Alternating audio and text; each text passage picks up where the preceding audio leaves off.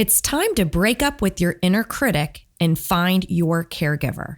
I'm partnering with Green Mountain at Fox Run to host the first ever Be Her Now Body Kindness Weekend, just for women. Join me Thursday, June 1st through Sunday, June 4th for a weekend of love, fun, and self-care. You'll experience Green Mountain's world-renowned program and brand new body kindness spiral up activities, all in the natural beauty of Vermont. Let's take the time to work on ourselves, heal with others, and get inspired to create a better life. Learn more at fitwoman.com/bodykindness.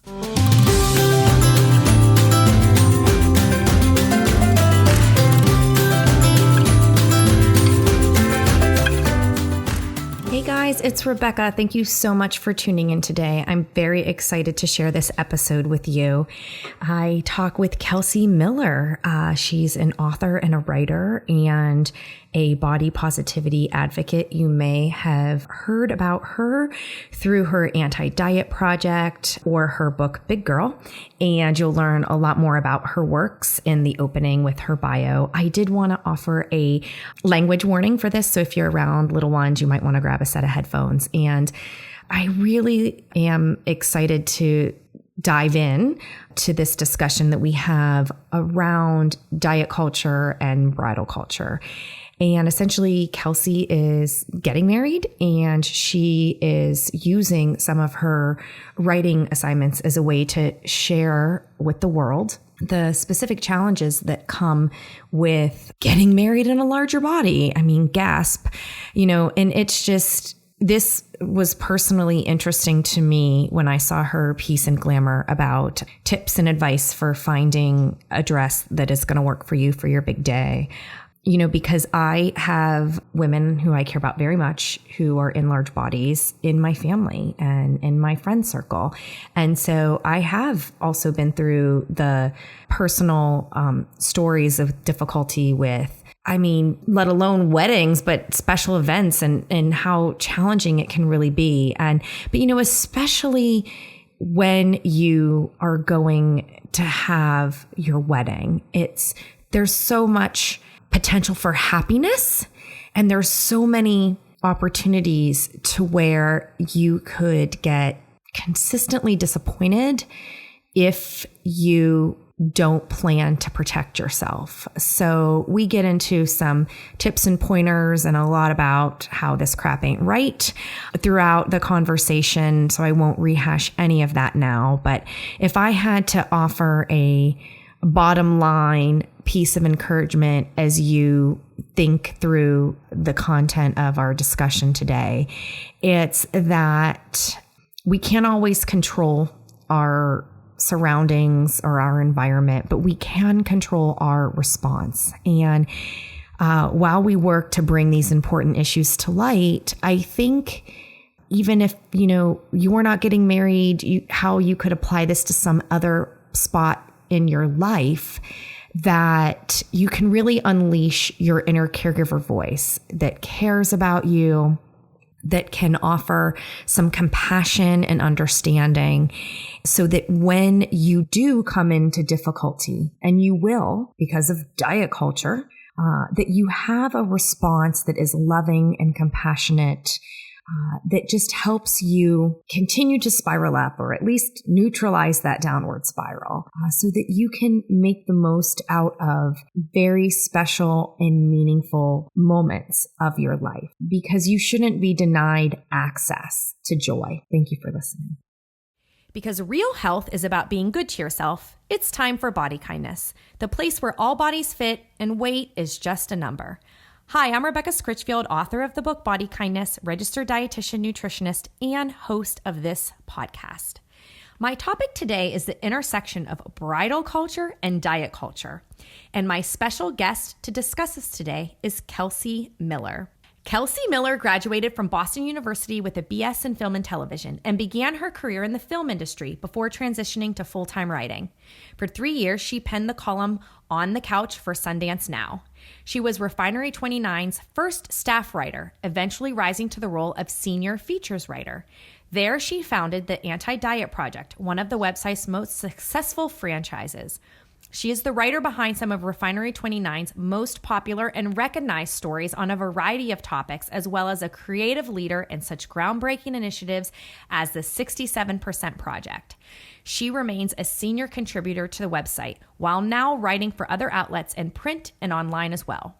Kelsey is the author of Big Girl, How I Gave Up Dieting and Got a Life, published by Grand Central Publishing in January 2016. In recent years, she took up top honors as the Fashion Monitor Journalism Awards and was named a body image hero by the Huffington Post. At the 2015 Digiday Awards, she won Publisher of the Year for Refinery29, thanks to her work with the Anti-Diet Project. Kelsey, thank you so much for coming on the show today. Thank you. I'm so excited to be here and talk about all this business with you. All this business. Well, I have a couple things to share. So, I read your stuff on Refinery29, have loved that. Love the Anti-Diet Project, was sharing that with all, social media and all my clients. It was really, really helpful. Read your book while I was working on body kindness, recommending it to clients. So everything is so great. But in particular, the 67% Project, it was like chills because I didn't realize how bad it was. And it made me angry. So talk a little bit more about that project before we get into our other happenings.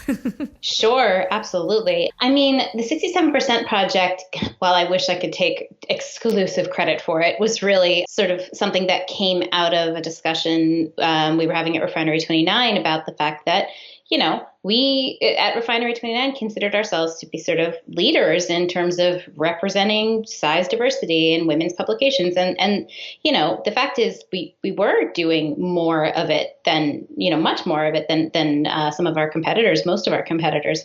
But, looking at the numbers, it still was, not nearly as representative as the actual real world numbers. 67% of women are size 14 or higher. And in media, they're just generally across the board seen at about 1% to 2%.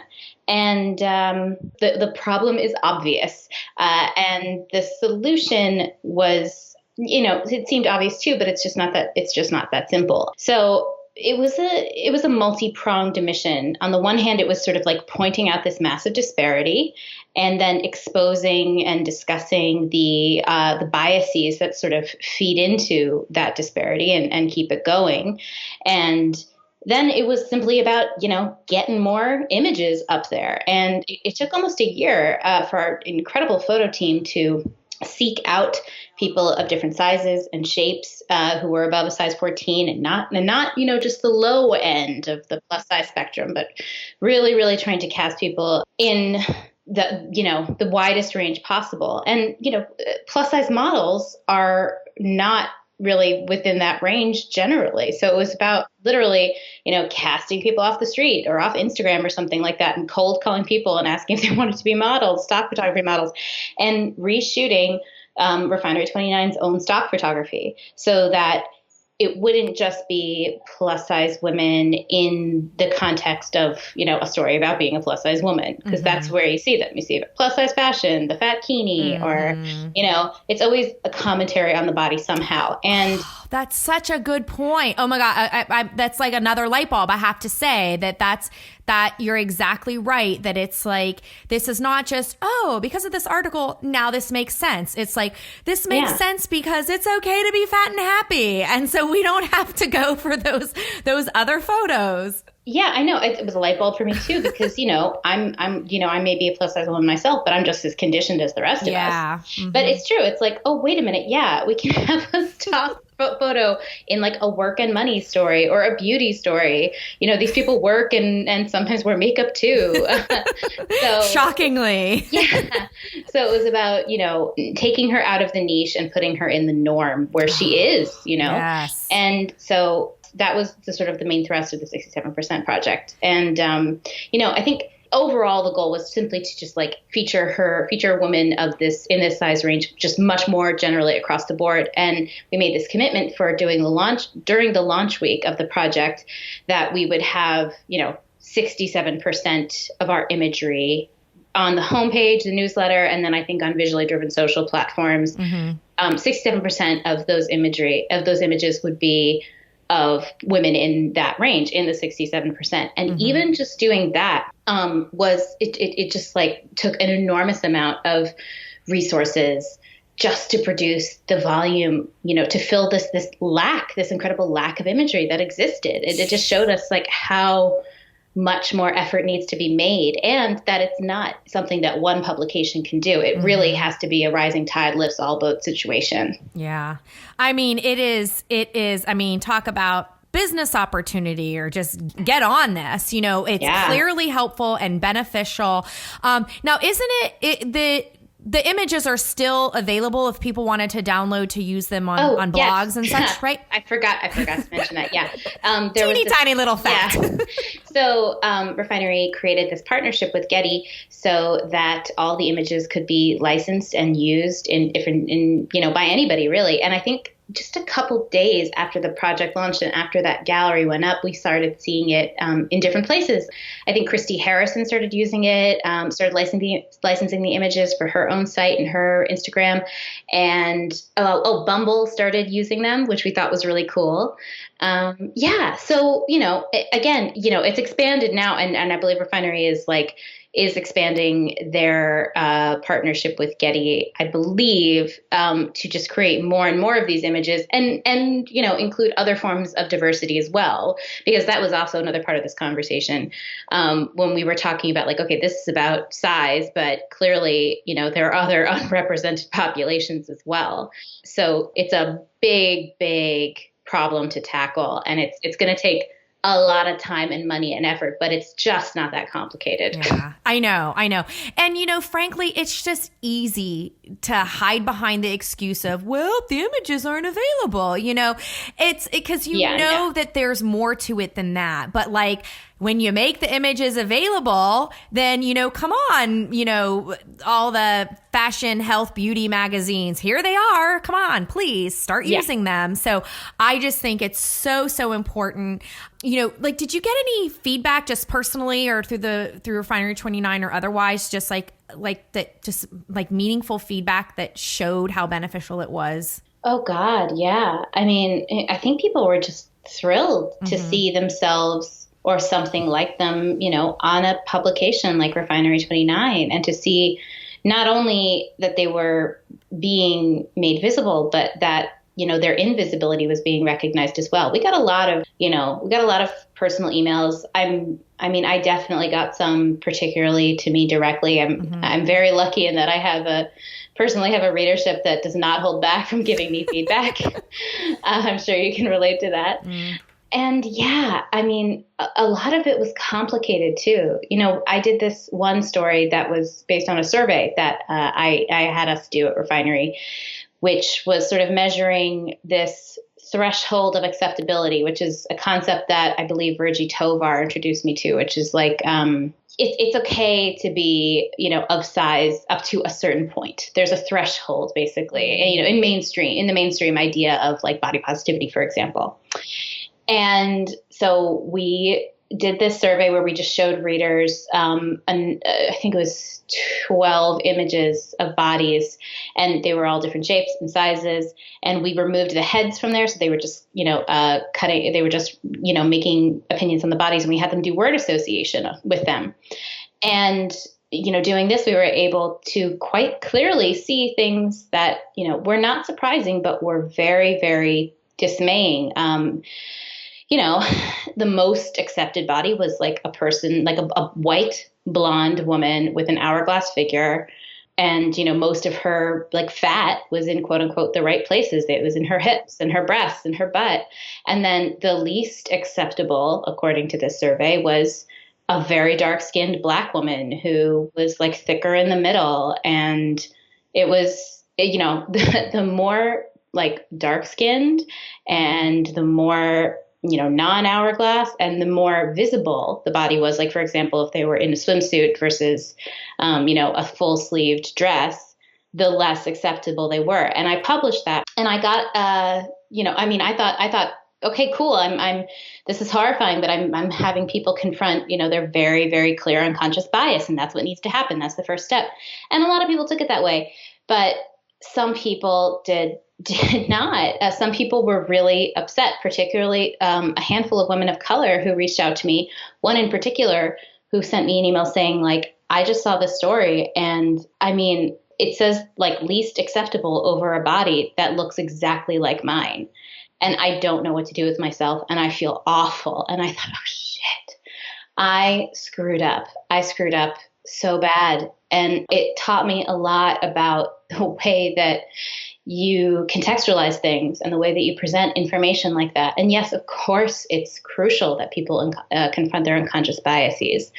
But you simply can't hurt the people who are being marginalized in the process. So yeah, I learned a lot. I learned a lot from that project and from that story in particular. Yeah, no, I mean, it is. And that is a whole thing of how do you fight, this thing that we know is so wrong without hurting anyone. I don't know. I mean, I don't know that it's possible, but I certainly think learning from how do we create an impact by raising people up, because nobody wants to be on the outside or the thing that we're saying people don't want to be. That's very, very painful.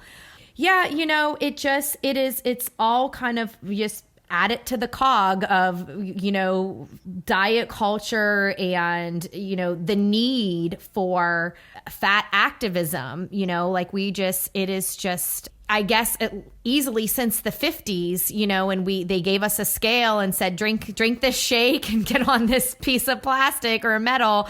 It's just all been, a long downhill for women in particular, but we are seeing, that it's, there's the ideals for men too, but it's just, it's so deep. It's not changing through generations, and that's, I think, part of the problem. Like, we can all do our best to learn how to survive in this situation. But, I think that it really involves how you change a culture is by challenging the belief system and the value system. And there's always going to be a group in power.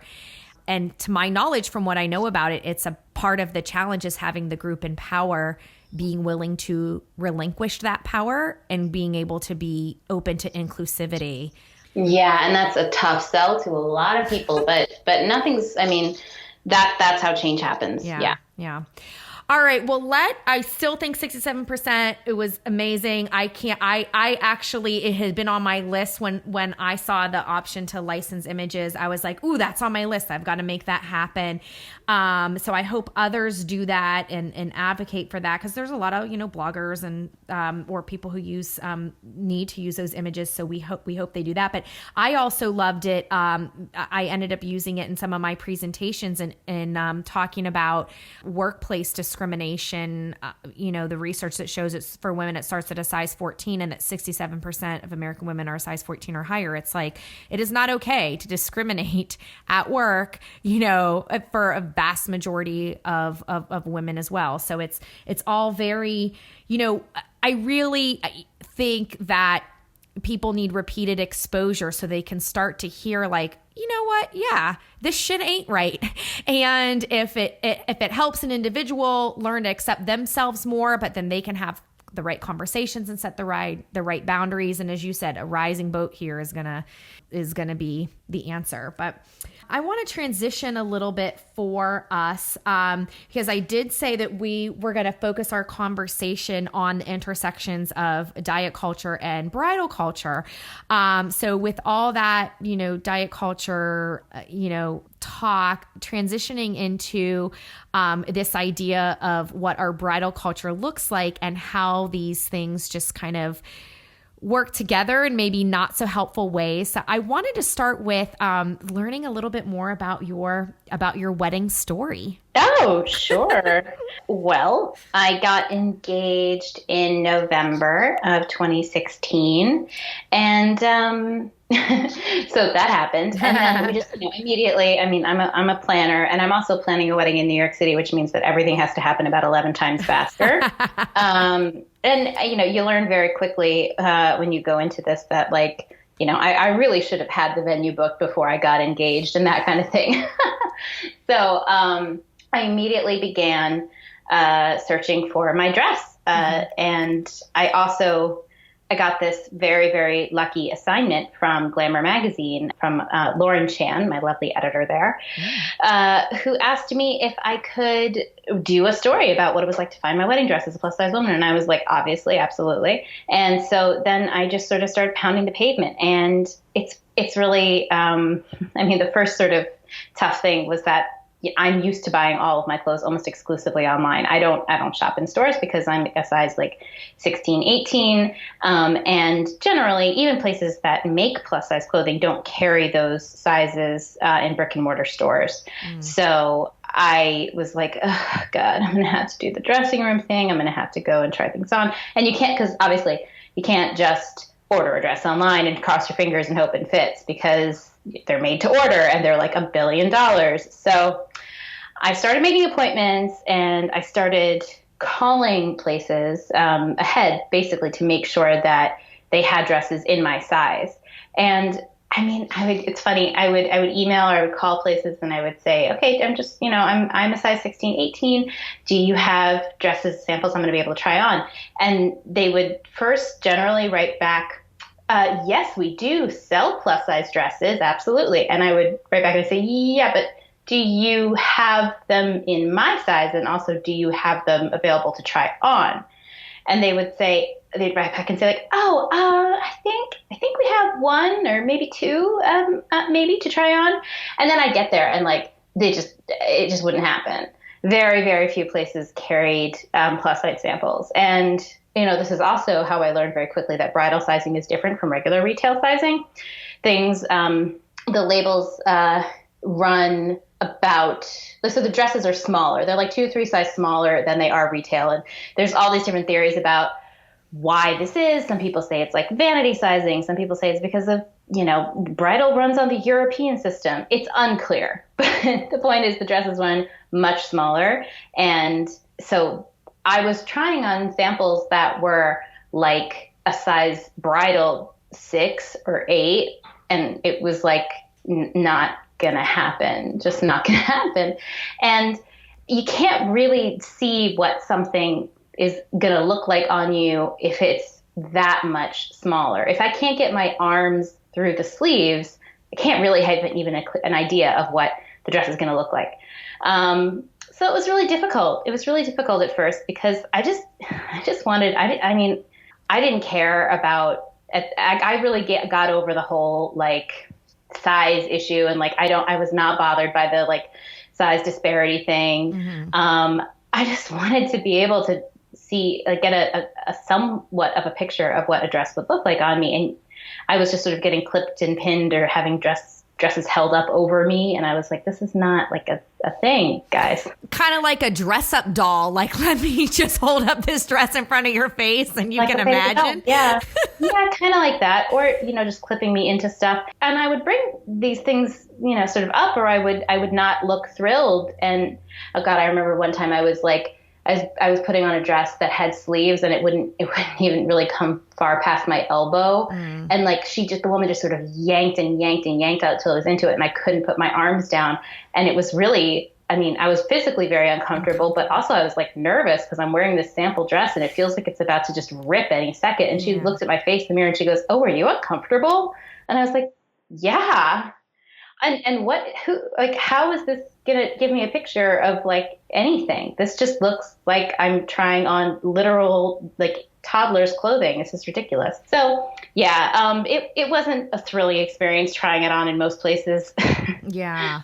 So, I know what you mean about clipped, but I think an important distinguishing comment is that it's one thing if a dress is a little bit too big and they need to cinch or clip just to kind of give you a better visual of what it would look like fit perfectly to you. But you're talking about just kind of all over the place to even have a remote idea and it's still unhelpful. And it really has to do with not carrying the flexibility in the higher size ranges. Is that what you're thinking? Or did anyone give you an honest answer? Okay. I mean, I think, as most people, they just would say, we just don't have, samples in that size. Most of our samples are a size 6 or 8 or something like that. And there's a lot of reasons that go into it.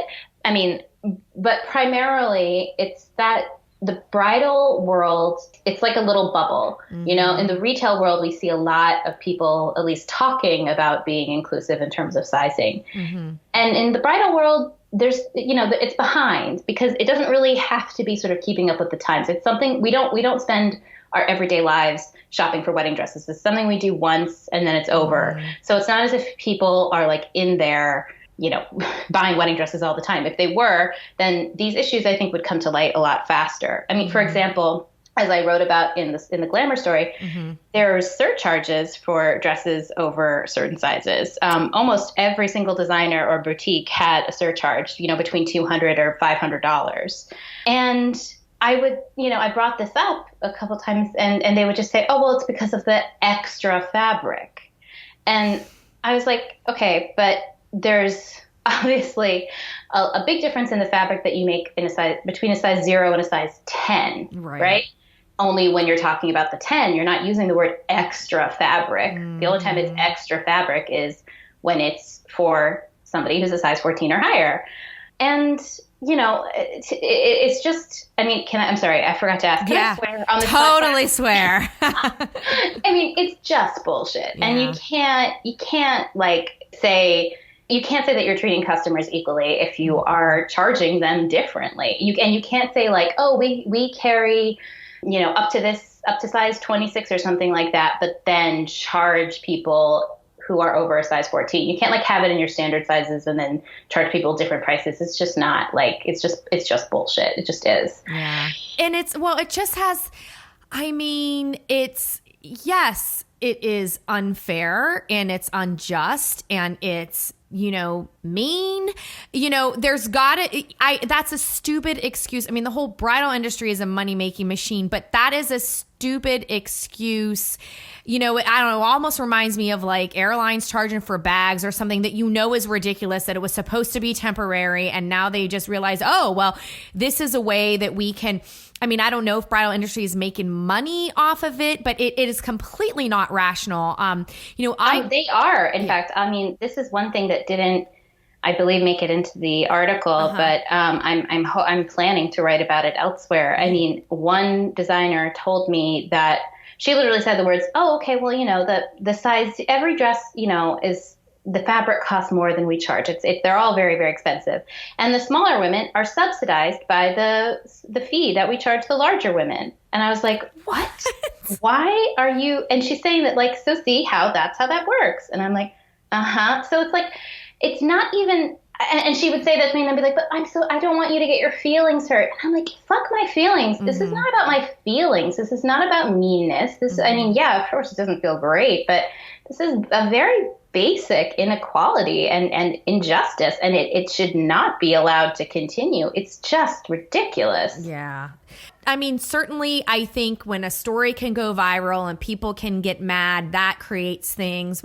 I almost feel like it's that somebody within the industry, right, needs to stand up, who has power, and say, this is absolutely ridiculous and here's what we're doing. And they're going to earn customers and earn respect. Somebody of influence has got to stand up. But write the article. Let's see what we can get viral activism going. That's all good effort, right? I love the idea of having people write in stories, and because we certainly can all relate to each other and be, and like, well, this isn't right and that isn't right. And it can kind of create a certain, sense of anger and frustration. But at the end of the day, people still be getting married, people still be funding the bridal industry. So it's like, to be able to fund businesses that aren't about humiliation and discrimination, that would be very nice to have that as an option. Absolutely. And there are some people who are getting rid of this practice, like the surcharge, for example. And there are some people who are actively addressing, the plus size customer. I talked about Molly Guy with Stone Fox Bride in the story, who, I think it was really a come to Jesus moment for her, where she was like, I just can't talk to another woman and explain, like, with these meager and, as she said, anemic excuses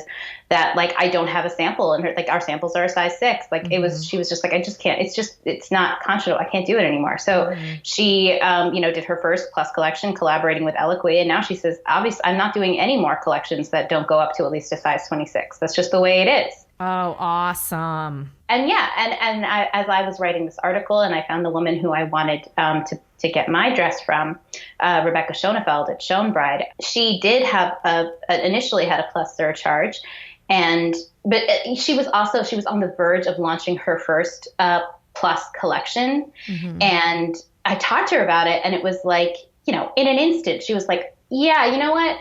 We should get rid of that. We should just get rid of it altogether. We can make up the cost another way. And this is just like, even if it does mean raising the cost of all the dresses by a couple $100s, which is really simply not that big a deal when you're talking about a several $1,000 dress. Yeah. That's it's like tax.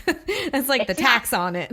I know. If it was like a $200 dress and you're adding another $200, that's one thing. But if you're buying like a $3,000 dress and then it goes up to $3,200 and you're doing that for like a cause like this, hell yeah, do that. So it's great. So there are some people who are getting it. I think this is just also a norm that has been perpetuated for so long, and so many people are just following their competitors' leads, and they don't see any issue with it. And certainly it's not comfortable when you're a bride going in there to be like, to get all up in the dress designer's face and say like, why are you charging me extra? Like, nobody wants to do that, Absolutely. And you know how it is. You have to have a leader, but then other people will follow suit. So let's hope, we can keep momentum going. What's your hope?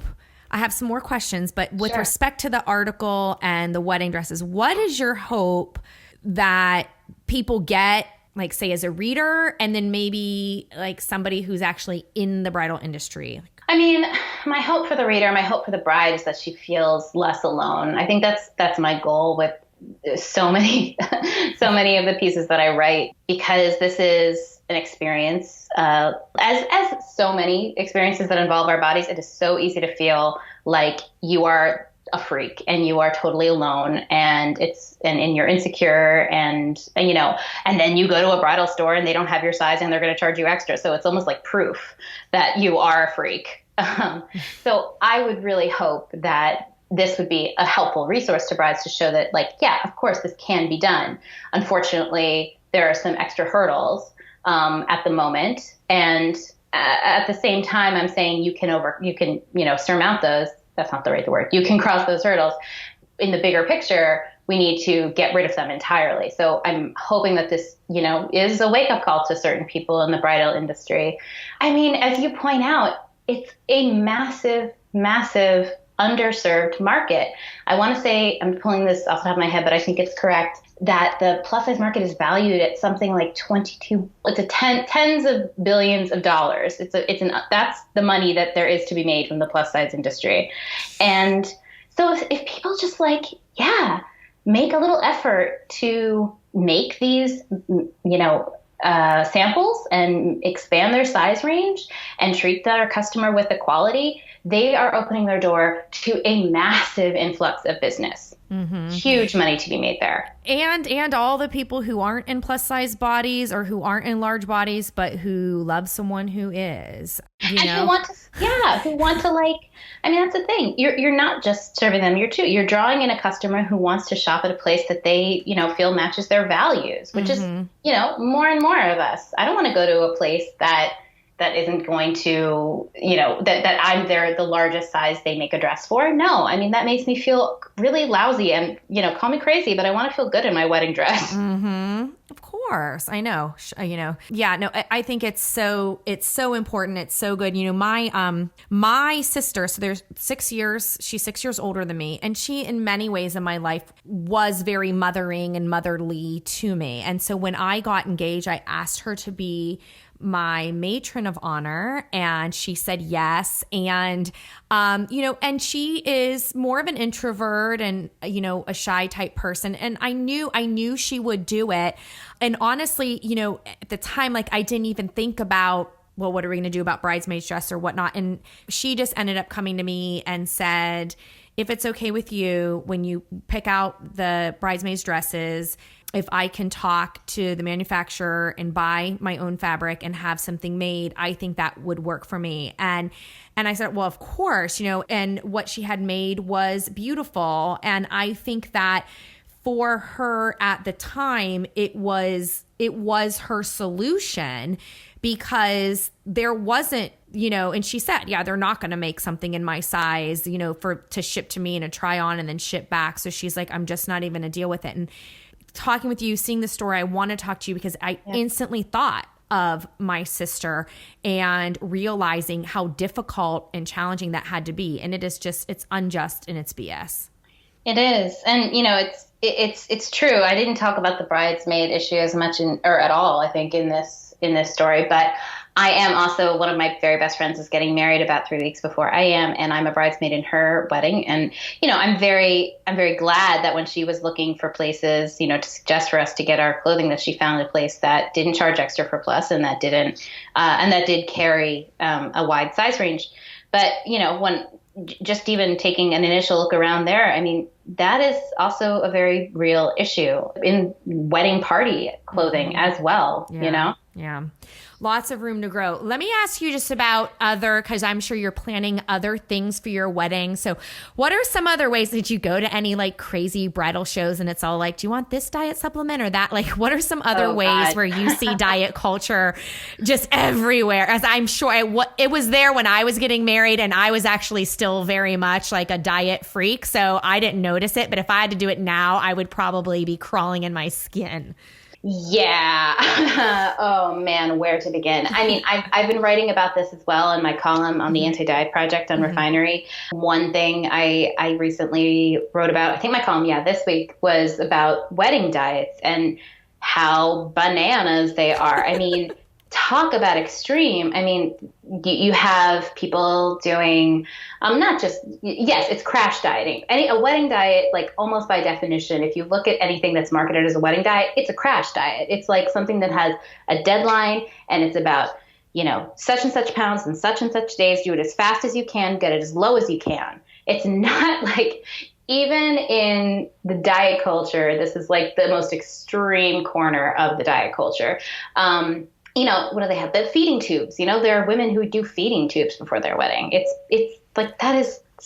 I did see that, because one year when we did the worst diets, and that's what I said. I was like, this would be like somebody who loses functioning of their digestive system. We would give them a feeding tube. And when you look at the way that people talk about that, like, I mean, obviously to me, and I hope to many people, that is obviously a crazy extreme. But then, you look at the way other people were reporting on that diet fad. I mean, they covered it on Good Morning America, and you see George Stephanopoulos being like, oh, we're so happy for her. And I was like, what? That's fucking crazy. So there's that whole thing. I mean, my God.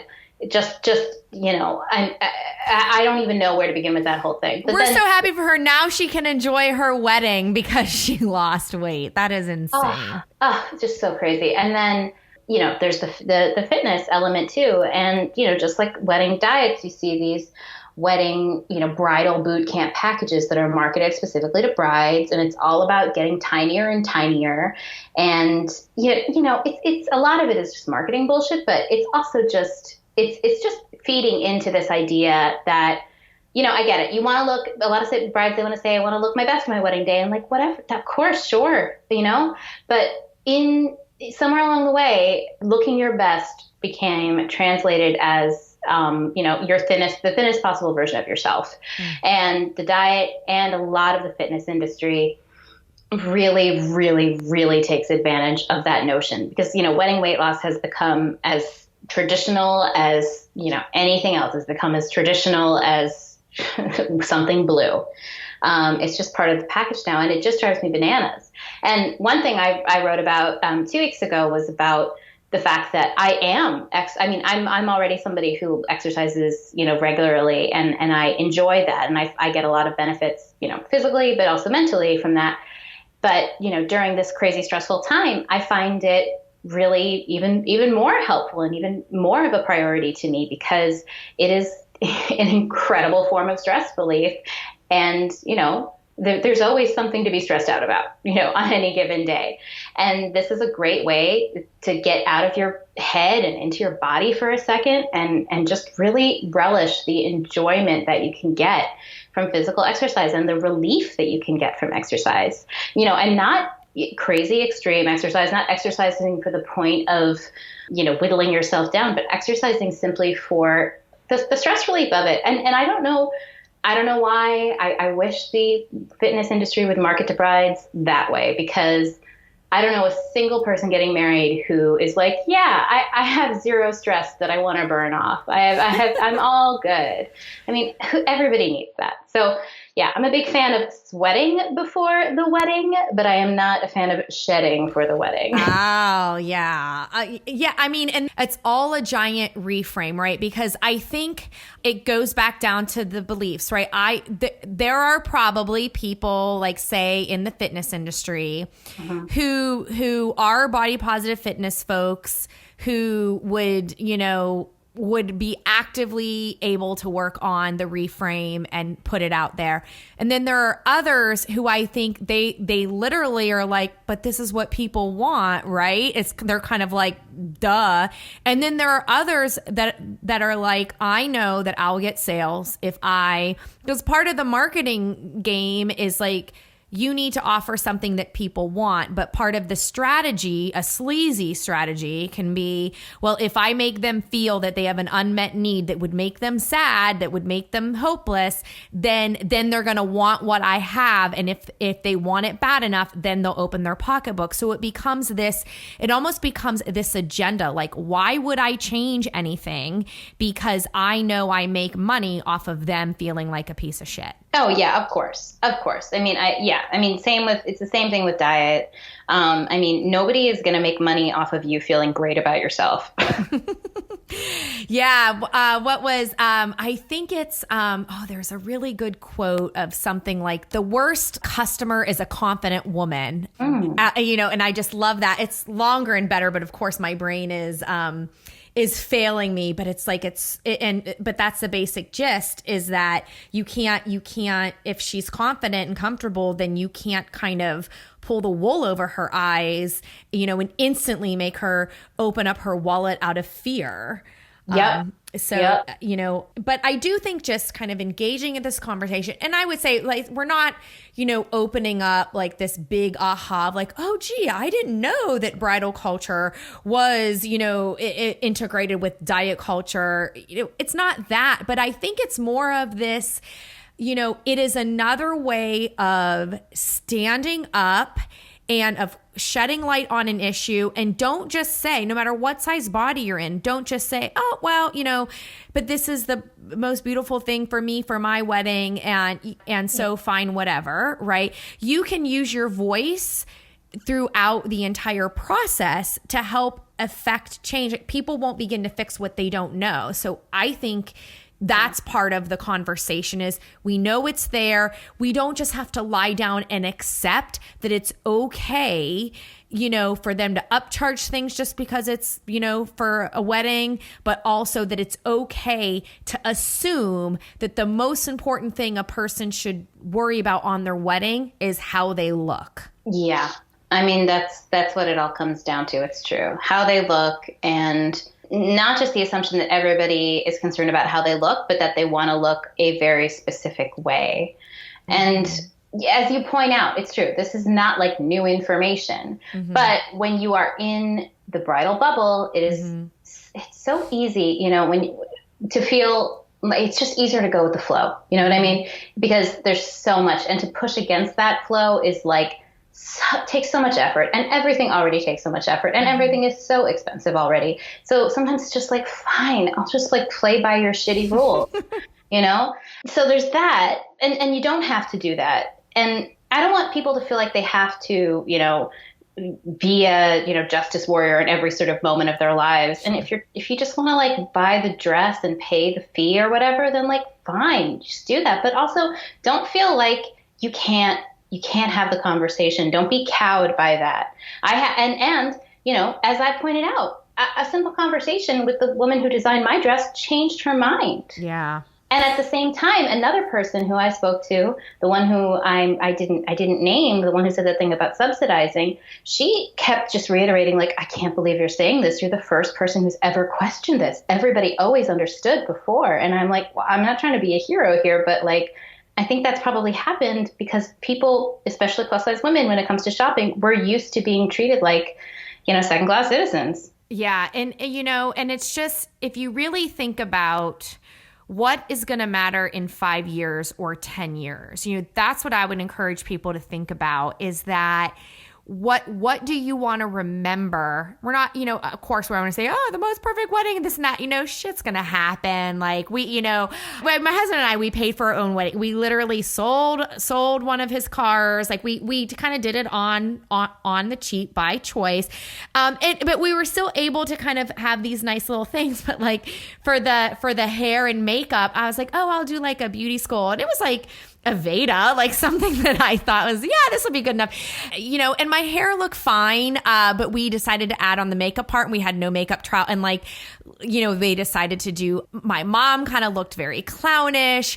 I had eyelash extensions that I've never had before. My eyes got glued shut together. And it was pretty like, oh, you know, like we were running short on time and all these little fires were coming up. And so typical me, I made a little checklist spreadsheet, and it was like, you have these things that you didn't expect that will make you laugh, that you can laugh about later.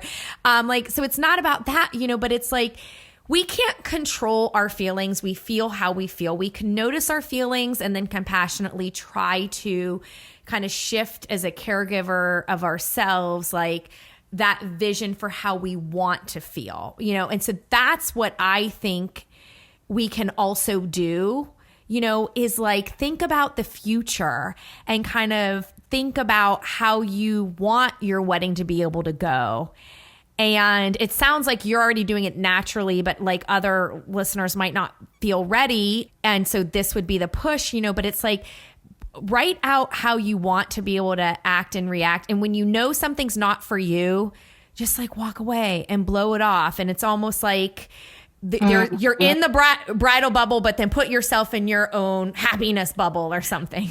Oh God, yeah. Just that's the best advice, is to take what you need and leave the rest. Honestly, if it's not for you, just like know that just because somebody is talking about it as if it's a rule doesn't actually mean it's a rule. Yeah. You know? Yeah, exactly. And, you know, you just got to move on, because if you waste too much mental energy on it, you're not going to have that energy for other things that you really do care about. And yeah, just they should keep reading your columns that you're putting out, and hopefully reach out to you for bridal related questions. And who knows where this work you're doing is going to contribute to some sort of transformation in the industry. But, you know, that is, I think, what we really gotta, you know, like, hopefully you only have one wedding, right? You know? Mm-hmm. And so it's like to set that boundary of, this is how I want things to go for me, because my happiness matters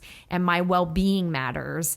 And just be aware that it might be tough, because they're just trying to sell you shit, you know? Yeah. Yeah. And forgive yourself too. If you get caught up in something, or if you know, feel like you've been made a sucker or something like that, like just, you know, forgive yourself. We're all trying to just figure this out. Yep. One day at a time, one experience at a time. And I always tell people I learn the most from like mistakes and, bad things, teach me so much more because I get reflective on it. So that's really good advice. Well, I really enjoyed talking to you today. I'm excited for you and your wedding. And where else can people come to connect with you and follow you to make sure that they're getting all your good stuff? Oh, good question. Well, you can read my column, The Anti-Diet Project, every other Monday on Refinery29. You can find me on Twitter and Instagram at Ms. Kelsey Miller. That's like MS Kelsey Miller. And you can find me on Facebook, too. I have a Facebook page, Kelsey Miller Writer. And kelseymiller.com if you want to, as everybody does, I need to update my website, but there's some information there. And, if you want to buy my book, that would be awesome. Yes, I highly recommend the book. I think it's wonderful. It's a great read. It's a great, summer read, beach read. It's a great right now read. Yeah, I definitely recommend folks check that out and connect to you. Your writing is wonderful. You are wonderful. And thank you so much for being a guest today. Oh my goodness. Thank you. This is a blast.